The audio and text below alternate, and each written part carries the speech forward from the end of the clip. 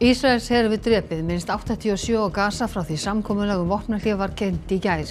Stjórnvöld í Ísrael frestuðu atkvæðagreiðslu samkomulagið til morguns.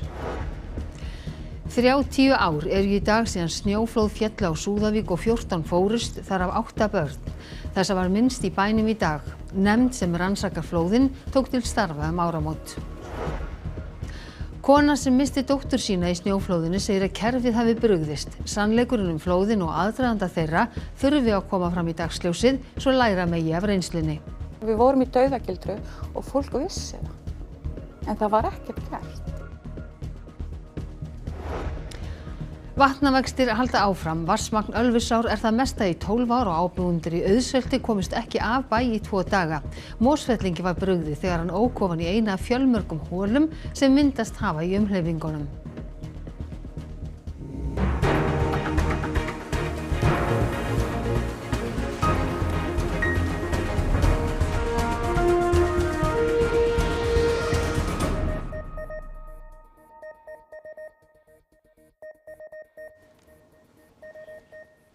Komið sæl, við erum hálftíma fyrr á ferðinni en vanalega vegna fyrsta leiks Íslands á HM í handbolta karla í Króatíu sem hefst að loknum fréttum og veðri. Ísraels her heldur áfram árásum á Gaza og minnst 87 hafa verið drepin frá því að samkomulag vopnahlé náðist í Katar í gær. Samkomulaginu hefur verið fagnað í Gaza og Ísrael. מכאן אני אומרת תודה לטראמפ, כי כמו שחשבתי שהוא נבחר, שהוא אמר שהוא רוצה שכולם יהיו בבית, שהוא ייכנס לבית הלבן, אז בבקשה, זה היה המזל של החטופים שלנו. It probably wouldn't all of them would be brought back and probably not all of them alive. I'm not very optimistic, but I just hope for the best. Það voru mikil fagnaðarlæti á Gaza en viðbrögðin þó örlítið blendin. بتمنى اشوف حبايبي اشوف اخواتي ارجع على دارنا هناك معنا مكسوفه بس نرجع على ارضنا من خلص بوقفوا اطلاق النار في راحه نفسيه بتكون وين بدنا نروح على الشوارع وين بدنا نروح الدور انقصفت والسيارات راحت وكله راح وين بدنا نروح Strax í morgun var yfir vofandi vopnahlé mótmælt í Ísrael. חברי הממשלה, בידכם לעצור את הקטסטרופה הזו.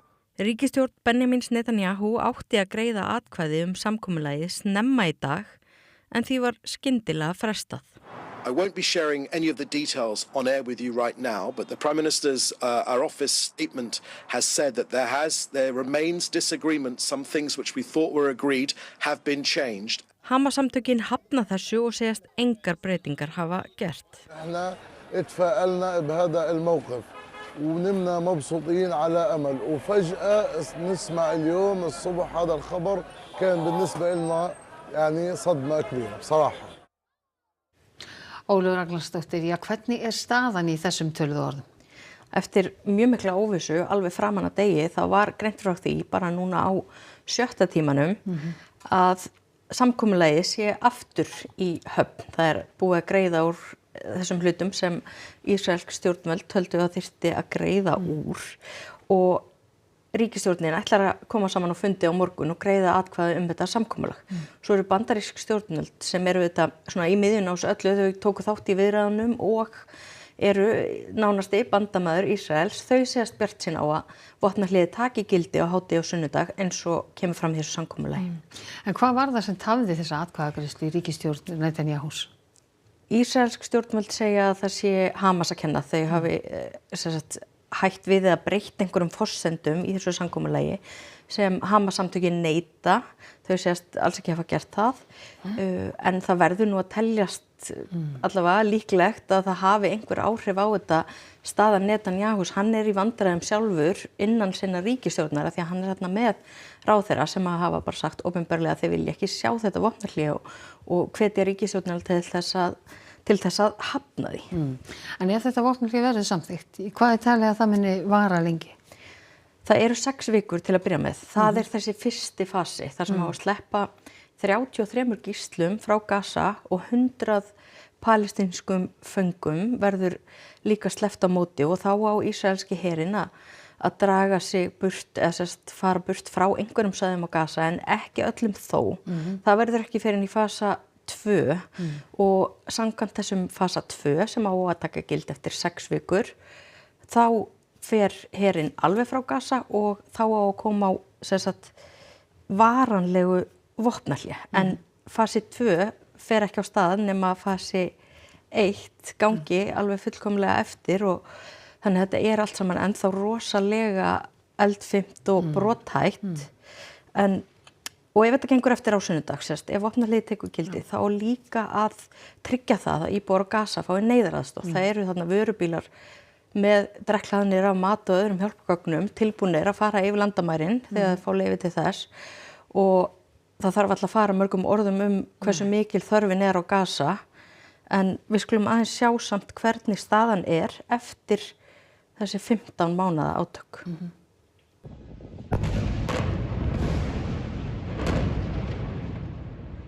1 ár og rúmir 3 mánuðir eða 467 dagar frá því að Ísrael hóf grimmúðlegan hernað á Gaza.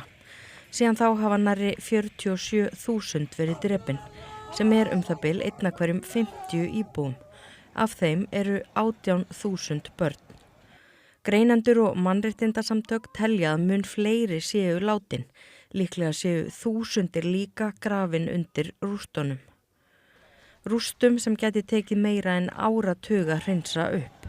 Sameinuðu þjóðirnar áætlað að brakið vegi 42 milljónir tonna. Það ekki bara mikil vinna að hreinsa það, heldur líka hættulegt því þar gætu leynst ósprungnar sprengjur. Skólar, sjúkrahús og aðrar mikilvægar stofnanir hafa verið ítrekað sprengdar og 9 af hverjum 10 heimilum eru í rúst. 95% íbúa, 1,9 milljónir, eru á flótta. 80% þeirra hafast við í bráðabirgðaskýlum sem veita ekki nægt skjól í vetrarveðri. Að minnsta kosti 8 börn hafa dáið úr kulda. 2,2 milljónir eru í brýnni þörf fyrir mataraðstoð. Ísraelsk stjórnvöld hafa hindrað að neyðarhjálp berist til Gaza og ítrekað verið sökuð að nota hungur sem vopn í stríðinu. Ísraelsk stjórnvöld hafa líka verið sökuð þjóðarmorð. Samtökin Amnesty International gaf út skýrslu það í desember og Suður Afrika lagði fram kæru til alþjóðadómstólsins í Haag undir lok 2023 þjóðarmorð á Gaza. En dómstóllinn úrskurðar líklega ekki í málinu fyrir en eftir einhver ár. Í dag 30 ár liðin síðan snjóflóð féllu á byggðina í Súðavík. 14 fórust, þar af 8 börn. Greta Sigríður Einarsdóttir fréttamaður í Súðavík þar sem hamfaranna var minnst í dag. Greta, hvernig hefur dagurinn verið fyrir vestan?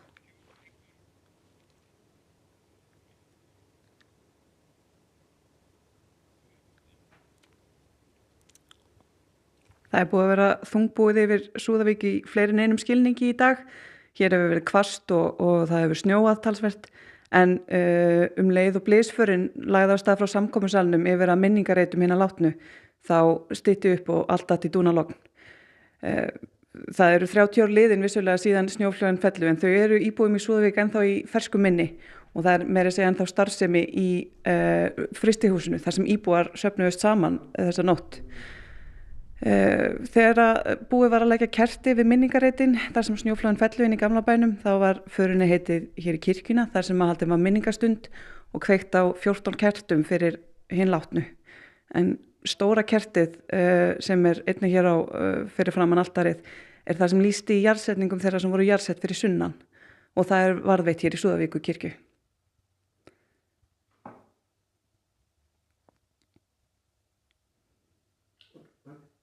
Það voru heimamenn sem voru fyrstir á vettvang til að leita eftirlifendum í flóðinu og fyrr í vikunni töluðu við og gengum gegnum gamla þorpið með einum af þeim sem lögðu allt sitt í leitina þrátt fyrir að sjálfurum sárt að binda. Barði Ingi Bjartsson missti móður sína í flóðinu og við skulum heyra minningar hans frá björgunaraðgerðunum. Eftir að við erum búin að græja okkur heima fyrir og koma okkur niður í stjórnstöð eða niður í Frosta HF sem var gerða stjórnstöð að þá var farið að huga að leita. Já. Ég byrjaði á því að fara að húsi móður minnar og það var allt í rúst. Þannig að næst var ég sendur í að sækja 3 börn sem voru í húsi, ekkert langt frá frystihúsinu. Síðan var safnað saman liði og farið að leita. Ef ég man rétt, þá vorum við eitthvað cirka 15 sem gátum farið út. Það var hópur heimamanna sem fer á stað og mér bara með skóflur og rafmagnsrör til að pikka. Svo komu hundar? Já, hundar og þjálfað lið kom með fyrstu ferð með Fagranesi. Svona sem markum veðrið þá þurftum við að berja af bæði á Ísafirði bara eftir eina ferð hérna inn eftir. Sáuð þið eitthvað til að vinna? Við sáum freka lítið til Bilurinn var það mikill. Bessin var hérna fyrir framan þorpið og fleiri skip. Þeir lýstu með ískösturum upp í veðrið hérna til lands og það hjálpaði geysilega mikið. Aflið náttúrulega óhemja. Gluggar og annað þeyttist inn og þökin af húsunum. Það gleymir þessu enginn. En það er náttúrulega nýtt fólk. Þetta smá mildast hannilega séð En hjá okkur sem vorum hérna, ég held að það gleymist aldrei. Þau sem misstu ástvini í snjóflóðinu hafi lengi kallað eftir rannsókn á að flóðin hafi komið íbúum Súðavíkur að óvörum og nú hefur verið skipuð nefnd sem rannsakar flóðin og aðdraganda þeirra. Greta Sigríður, hvaða þýðingu hefur það? Já, hópur aðstandenda þeirra sem fórust í flóðinu hafa í raun kallað eftir slíkri rannsókn allt frá því að flóðið féll og nú áramótin hóf rannsóknarnefnd störf sem að mun og hyggst varpa ljósi á ákvarðanir og aðgerðir stjórnvalda bæði fyrir og eftir flóðin. Sigríður Rannveig Jónsdóttir er ein þeirra sem að misti ástvini í flóðinu, hún misti dóttur sína og við töluðum við hana fyrir vikunni og hún sagði okkur frá því hvers vegna henni finnst mikilvægt að allt komi upp á yfirborðið. Ég var 22 ára og við vorum nýgift með 2 dætur, eina 5 ára og eina 1,5 árs og vorum nýbúin að kaupa okkar hús.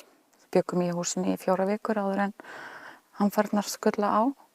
1983 að þá féll flóð á Súðavík og það féll á húsið Tungutu 2 og Tungutu 4 sem var mitt hús. Það kom flóð upp að því og stoppaði á svefnherbergisglugganum og síðan eftir 1983 þá er gert hættumat. Það er dregið alveg við húsgaflana og það kemur skýrt fram að þarna megi ekki byggja fyrir ofan nesveg vegna þess að þetta sé á snjóflóðahættusvæði.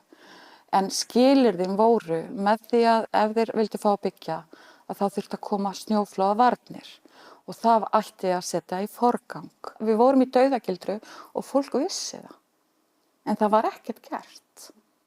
En viltu, ef þú treystir þér til, viltu segja mér frá dóttuðinni? Vá, hún var svo yndisleg. Á laugardagskvöldunum fyrir hamfarirnar. Og þá var hún alltaf bara í kringum mig og hún var alltaf að kissa mig. Ég var alltaf svona, vá, alltaf kissa með mér svona mikið og knúsa með mér svona mikið. En ég skynjaði það bara eins og hún hefði bara verið að kveðja mömmu sína. Við fengum ekki neina svona aðstoð, andlega aðstoð eftir þetta. Að við fórum náttúrulega, við fluttum til Reykjavíkur og við kunnum ekkert, vissum ekki hvernig við áttum að vera, allar þessar tilfinningar. Svo í kjölfar þessar umfallar frá heimildinni, þá kemst skrið á málið aftur sem hafði verið í frosti. Hvernig tilfinning var það þegar eitthvað fór að gerast aftur? Vá, það var bara rosalega skrítið að einhver vildi hlusta. Þú veist, við máttum segja að það var eitthvað sem brást. Ég er ekki að setja sökina á einhver einn einstakling. Ég er að tala kerfið og til þess að við lærum af sannleikanum. Vegna þess að ef við hefðum lært af Patreksfirði, Neskaupstað, á þessum stöðum, ef við hefðum lært þá værum við ekki að tala saman hér í dag. Og við snúum okkur að öðrum. Íbúar í Auðsholti í Hrunamannahreppi voru innlyksa í nærri 2 sólarhringa eftir að stóra Laxá flæddi yfir veginn. Vatnsmagn Ölfusár næstum 5-falt á við vanalega. Ábúendur hér á Auðsholti hafa hvorki komist lönd né strand síðan á þriðjudaginn. Nú fullorðna fólki hefur ekki komist í vinnu og börnin ekki í skóla. Nú sökudólgurinn stóra Laxá sem ruddi sig fyrr í vikunni með tilheyrandi leysingum. Við komumst ekki nær bænum en þetta og til að ná tali af heimafólki þurfti að leita annarra leiða. Við erum bara heima þegar svona og bara komumst að heiman þegar þetta búið, þá kemur bara nýr dagur og þá þetta að fara eitthvað. Þetta eru hlutir sem verður að fresta. Reglulega flæðir yfir veginn þannig að hann verði ófær og það gerðist síðast í desember. Nú fór 400 hektarar á túnum Auðholtsbæjanna undir vatn. Steina segir lítið stóða að gera veður út af því. Það þýðir ekkert annað. Og þetta bara kaffibolla og horfa á þetta. Skömmu fyrir fréttir hafði vatnið sjatnað nokkuð en var enn djúpt að sögn Steinars en það var orðið jeppafært. En það hefur hækkað í fleiri ám á Suðurlandi. Flætt hefur yfir vegi á nokkrum stöðum, meðal annars í Kaldaðanesi, víða vatn á túnum og vatnsmagn Ölfusár hátt í 5-falt meira en vant . Það að segja hún vanalega það bil 300 rúmmetrar á sekundu, rennslið í ánni, en núna hún rétt tæplega 1400 rúmmetrar á sekundu. Sem að við köllum 5 ára flóð. Það að segja að svona flóð eins og núna endurtaka sig svona jafnaði á 5 ára fresti. Svona flóð eins og núna þetta vatnsmagn hefur þó ekki gerst síðan 2013. Hvað má búast við að þetta vari lengi? Jú, þetta mikið vatnasvið, það margt vatn að renna til sjávar og þar af leiðandi getur þetta alveg varað í einhvern tíma en það sjatnar svo hratt í henni svona þegar þetta fær frið frá rigningunni. Og umhleypingar í veðri hafa víða áhrif því tugir bíla hafa skemmst eftir að hafa ekið ofan í holur í vegum í borginni. Starfsmenn dekkjaverkstæða hafa staðið í ströngu. Hvernig hefur verið hjá okkur síðustu dag? Er fólk mikið að koma með skemmd dekk? Já, það er töluvert það þessa dagana. Svo veðrið núna og birtan, það myrkur úti á mótnana og fólk sér ekki þessar hólur fyrir að bara keyrir í þær. Hann segir þetta árvissan viðburð sem þó sé óvenju snemma á ferðinni í þetta sinn. Víða má sjá færslur á samfélagsmiðlum þar sem fólk varað við djúpum hólum. Dekk sprungu á fjölda bíla, til dæmis í Grafarvogi, líkt og sjá má á þessum myndum, og staðan var einnig slæm í Mosfellsbæ, eins og Lára Halla Mokk fékk að kynnast í vikunni. Það heyrðist alveg hryllilega í hjólunum og ég bara, Jesús minn, er öxullin brotin eða eitthvað því að það var fullt af bílum í brekkunni. Það voru 7-8 bílar í brekkunni strandaðir og blikkandi ljós og allt og ég veit ekki hvað og hvað. Einn góður íbúi hér, hann bara parkeraði yfir götuna á hólunni því að það voru svo margir bílar sem að bara komist ekki áfram. Og eitthvað sem að fólk á að hafa í huga ef það lendir í þessu? Ef að fólk lendir í þessu, bara skoða dekkin, hafa samband við dekkjaverkstæði, hafa samband við tryggingafélagið sitt, heyra í Vegagerðinni strax eða veghaldara. Fólki bent á að tilkynna hólur til Vegagerðarinnar en tjón fæst ekki bætt nema það hafi verið gert.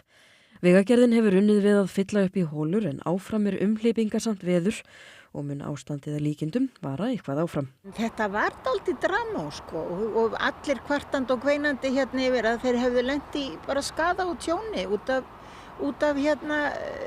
hólunni og ég er ekkert hissa á því að maður bara hrekkur algjörlega upp úr skónum við þetta. Og það getur verið dýrt spaug að keyra ofan í hólu. Og eitt svona dekk eins og þetta er svona 65 skall. Hvorki meira né minna. Og þá það fótboltinn. Arnar Gunnlaugsson sat í dag fyrir svörum í fyrsta sinn eftir að gengið var frá ráðningu hans í gærkvöld í stól landsliðsþjálfara íslenska karlalandsliðsins í fótbolta. Arnar sem 51 árs hefur undanfarin ár stýrt Víkingi með afbragðs árangri en lýkur nú þeim kafla og tekur við íslenska landsliðinu. Samningur Arnars við KSÍ til 3 ára. Væntingar Arnars góðan árangur eru miklar. Ég set bara mjög háleit markmið Ég Hvort þessu raun hafi ekki, það skiptir bara engu máli. Mér finnst þess að eigum möguleika að komast að HM 26 sem að HM Bandaríkin 26 sem það er bara það verður stærsta íþróttahátíð í sögunni sko, þannig að við eigum að setja markið hátt. Raunhæfara var kannski stefna á lokamóti EM 28 þá eru þessi ungu strákar komnir á bestan aldur til að nýta þá reynslu sem að afla sér. En mér finnst þess að mér líður þannig sem við séum nægilega gott lið til að stefna á HM 26. Og þá ætlum við að líta til veðurs. Það kólnaði á landinu vestanverðu þegar leið á daginn og snjóaði lítillega tíma hér á höfuðborgarsvæðinu. Á morgun verður fremur aðgerðalítið veður fram eftir degi en spár gefa þó til kynna nokkuð hressilegt hríðarveður suðaustan og austanlands annað kvöld og aðra nótt. Gular viðvaranir hafa verið gefnar út af því tilefni og ná þær frá Suðurlandi, austur og Firði. En Theodór Freyr Hervarsson veðurfræðingur, hann fer betur yfir þær horfur hér rétt á eftir. En áður en að því kemur, þá ætlum við að rifja upp helstu atriði fréttatímans. Ísraelsher hefur drepið minnst 87 á Gaza frá því samkomulag vopnahlé var kynnt í gær. Stjórnvöld í Ísrael frestuðu atkvæðagreiðslu samkomulagið til morguns. 30 ár eru í dag síðan snjóflóð féllu á Súðavík og 14 fórust, þar af 8 börn. Þessa var minnst í bænum í dag. Nefnd sem rannsakar flóðin tók til starfa áramót. Kona sem missti dóttur sína í snjóflóðinu segir að kerfið hafi brugðist. Sannleikurinn flóðin og aðdraganda þeirra þurfi að koma fram í dagsljósið svo að læra megi af reynslunni.